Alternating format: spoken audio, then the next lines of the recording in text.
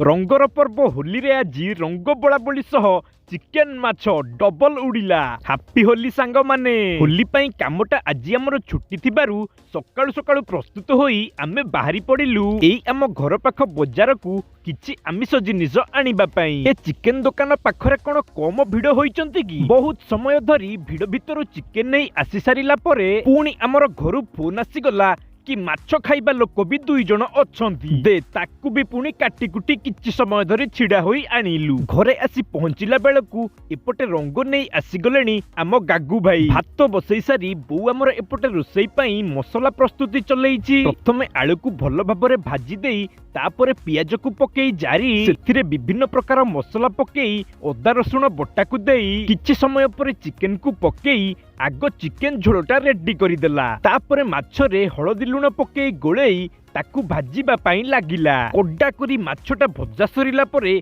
आमे आग पखाळ सह माछ भजा पेटे ठुंकिलु। तापरे ए टाउटरिया प्रकाश आउ गागू भाई कोउठी छकी थिले देले पटाई आमकु रंग बोली आउ आमे भी तांकु पूरा सुआ करी देलु। आउ तापरे गाड़ी धरी चलिलु एमिति टिके बुलाबुली करी रंग बोला बोली कलु। आइसक्रीम आसिक टिके 3 जण खाइलु। तापरे आजिर ए कुश्चित कदाकार चेहरा को टिके सफा सफी करी भात सह माछ झोल खाई आजिर भिडियोटी को एठी शेष कलु।